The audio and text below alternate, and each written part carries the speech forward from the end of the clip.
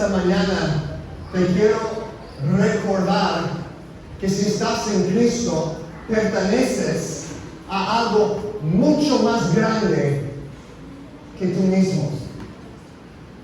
Pertenecemos a algo muchísimo más grande que nosotros mismos.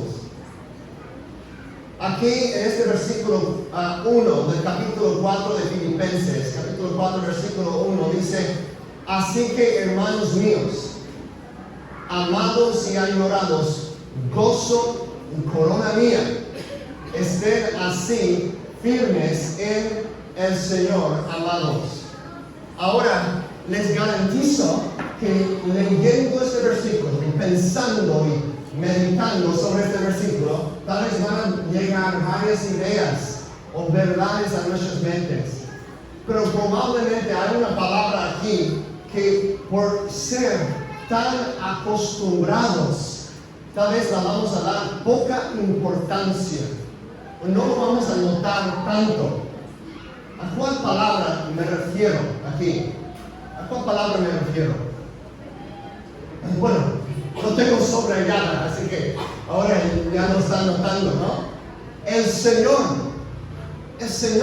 Y dices, Natal, ¿por qué es tan importante esa palabra? No parece ser como la gente religiosa, ¿no? Que dicen, ay, pues si Dios quiera, o primero Dios, o gracias a Dios, y no hay nada malo con esas frases, yo las uso. Pero hay gente, ¿no? Tú sabes, que usan esas frases sin pensar realmente lo que están diciendo, ¿no? Ha llegado a ser tanto parte de la cultura, una costumbre de nuestras vidas, que solo decimos, ay Dios mío, gracias a Dios, primero Dios, sin pensar realmente en lo que estamos diciendo. Y lo mismo nos pasa al leer la Biblia cuando vemos esta palabra, Señor.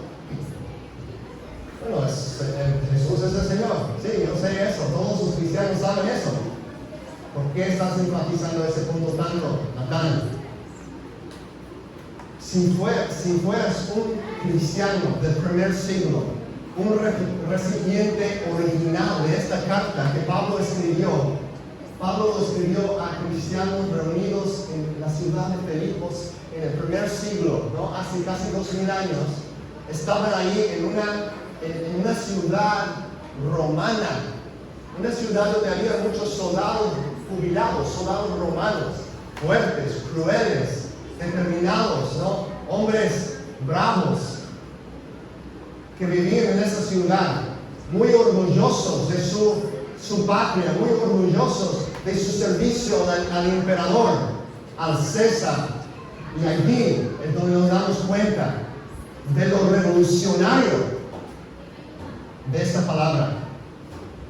Que esta palabra es una palabra revolucionaria, realmente es una palabra radical. ¿Por qué? Porque dentro del imperio romano de aquel entonces, ¿quién era el Señor? ¿Quién era el Señor? El único Señor. El César, el emperador romano, y nadie más. Entonces cuando Pablo llega aquí y dice Señor, y no se refiere al César, sino a Jesús, eso es radical, eso es revolucionario en un sentido.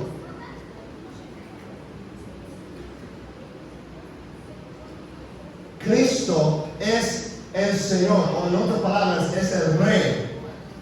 Es el Rey, y por eso digo que tú y yo pertenecemos a algo mucho más grande que nosotros mismos.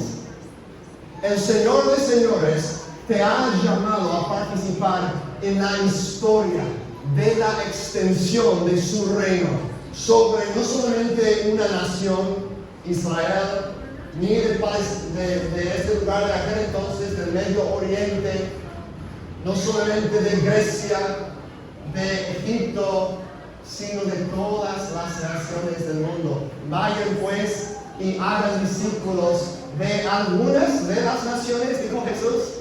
No, de todas. Discipulen a todas las naciones.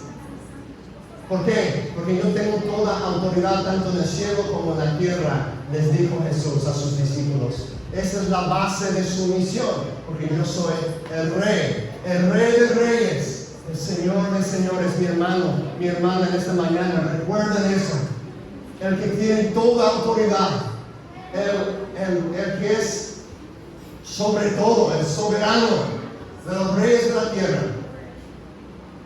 Él te ha llamado a formar parte de la historia, de la extensión de su reino sobre la faz de la tierra. Y realmente el Evangelio, las buenas noticias que nosotros proclamamos, están relacionados, están enlazados con este concepto del reino de Dios. Quiero mostrarles unos versículos para demostrar eso. Hay muchos. Por ejemplo, Jesús habla de predicar el Evangelio del reino. Él conecta los dos conceptos. Pero en Romanos 10, 14 y 15, los tengo aquí en la pantalla. Aquí Pablo está hablando sobre el Evangelio, sobre la importancia de vivir como misioneros proclamando el mensaje de Cristo. Y dice, ¿y cómo creerán en aquel de quien no han oído? ¿Y cómo oirán sin haber quien les predique? ¿Y cómo predicarán si no son enviados? Tal como está escrito. Y ahora él está citando, este es el Nuevo Testamento, ¿verdad? Y él está citando un versículo del Antiguo Testamento, del libro de Isaías, y dice, cuán hermosos son los pies de los que anuncian el Evangelio del bien. Ahora, Pablo está hablando sobre el anuncio del Evangelio, la proclamación del Evangelio del bien, pero quiero que vean en Isaías capítulo 52, ¿a qué se refiere Pablo? Dice, qué hermosos son sobre los montes, y ven la similitud aquí, sobre los montes, los pies del que trae buenas nuevas. La palabra evangelio, ustedes saben bien eso, ¿no? Significa que buenas nuevas, ¿verdad? O buenas noticias. Entonces, el que trae ¿qué? El evangelio, ¿no? Del que anuncia la paz, del que trae las buenas nuevas o el evangelio de gozo, del que anuncia la salvación y dice a Sión ¿qué? ¿Qué es el mensaje del evangelio? Tu Dios reina. Es vital reconocer que Cristo es el Salvador del mundo y que necesitamos a Cristo como nuestro Salvador personal, como individuos. Pero el Evangelio no solo se trata de Cristo como Salvador, sino de Cristo como Señor, como Rey. Por eso Jesús nos enseñó a orar, Padre nuestro, que venga tu reino. Cuando oramos así, es como orar, Padre nuestro, que avance tu Evangelio. Las buenas noticias de que tu Hijo, Jesucristo, es Salvador y Señor. En anunciar el Evangelio, no estamos solo llamando a las personas a recibir a Cristo como su Salvador personal, aunque es importante eso, sino estamos llamándoles también a someterse a Cristo como Señor de toda su vida. Eso es el Evangelio completo. Una persona que dice, o si tú en esta mañana, para hacerlo más personal, si tú estás contento a ver a Jesús como tu Salvador, pensando, qué chido, soy salvo, puedo vivir como me dé la gana, Dios me ha salvado. Eso no es el Evangelio. No somos salvos por nuestras obras. No somos salvos por nuestra obediencia al Rey. Sin embargo, los que de verdad reconocen quién es Jesús van a saber que solo decir, es mi Salvador, es Diosito que me ama y que murió en la cruz por mí, ahora puedo vivir como yo quiera. Esa persona no entiende realmente quién es Cristo. Cuando Cristo ha dicho, toda la autoridad en el cielo y en la tierra se me ha dado. Él es Rey. El corazón de uno que realmente ha recibido a Cristo como Salvador va a reconocer ahora Él que dio todo por mí en la cruz, yo quiero dar mi todo por Él. Recuerdo que como adolescente mi mamá me decía, si no reconoces a Cristo como Rey de todas esas cosas en tu vida, realmente no lo estás reconociendo como Rey de nada. Y es cierto, mi madre es una mujer sabia que ama mucho a Cristo. Y son palabras sabias. Si dices, sí, Jesús puede ser Rey de esta parte de mi vida, ¿qué es lo que realmente estás diciendo? ¿Quién es Rey? Si tú determinas de cuáles partes de tu vida Dios puede tener el control o puede tener la última palabra, si tú determinas eso, ¿quién es el Rey en ese caso? O por lo menos, ¿quién está intentando ser el Rey? ¿Quién? Tú mismo, ¿no? El Rey, el Señor, es la persona que tiene la última palabra. Y Jesús no nos llama a ser reyes de nuestra propia vida y como de alguna manera incluir a Jesús como una parte de nuestra vida. Ay, pues sí, me gustan algunas cosas de la Biblia, me gusta ese mensaje de Jesús, voy a incluirle a Jesús. Le voy a dar el favor a Jesucristo a ser incluido en mi vida. No, ridículo. Si entendemos quién es este Jesús, eso es blasfemia. No incluimos a Jesús en nuestra vida, sino nosotros nos sometemos a Él como Rey. Y Él, por su gracia, nos abraza y nos acepta como sus hermanos, como hijos del Padre. Por su pura gracia. Él es el centro del universo, no nosotros. Si llegaste aquí esta mañana pensando que todo se trata de ti, estoy aquí para decirte que no. La mejor noticia que puedes recibir en esta mañana es que no todo se trata de ti, sino de Dios y de su gloria revelada en Cristo en la cruz, donde Él derramó su sangre para rescatarte de ese orgullo, de esa soberbia, de esa creencia de que la vida, que el universo gira alrededor de ti. Esa es la mayor causa de los problemas del mundo hoy en día, pensar que las cosas se tratan de uno mismo. Entonces, tal vez llegas esta mañana buscando ayuda para tu matrimonio, o para superar un mal hábito, o para ser un mejor papá, o una persona más exitosa en la vida. Y dices, Natán, no quiero escuchar todo eso de la doctrina bíblica, todos esos conceptos teológicos que estás compartiendo. ¿Qué tiene que ver todo eso con la vida real? Con mis luchas, con mis dificultades reales en la vida. Estoy aquí para decirte que tiene todo que ver. Que tiene todo que ver. Porque de nada te va a servir tener buenos consejos para tu matrimonio. Tener buenos consejos de cómo vivir tu vida, de cómo manejar tu negocio, de cómo ser un buen padre, una buena madre. De nada te van a servir esos consejos si en primer lugar no reconoces a Cristo como el Rey de tu vida, como el Señor de señores, como el Rey de reyes. Ahí es donde comienza todo. Porque siempre y cuando pensemos que que todo gira alrededor de nosotros, siempre va a haber el orgullo contaminando nuestros esfuerzos, la soberbia torciendo nuestros motivos de ser una buena persona, un buen esposo, una persona responsable. El orgullo, el pecado distorsiona todo. Necesitamos ser liberados de todo eso por la fe en Jesús, en lo que Él hizo en la cruz, por ti y por mí.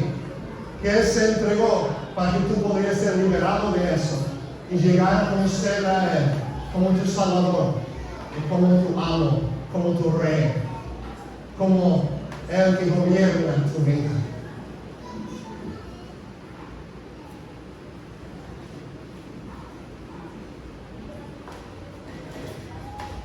Esta verdad es de suma importancia para nuestras vidas, para nuestra iglesia.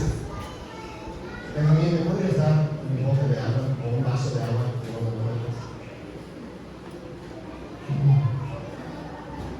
Esta verdad es de suma importancia en nuestras vidas y en la vida de nuestra iglesia. Entonces, nuestro primer punto. Gracias.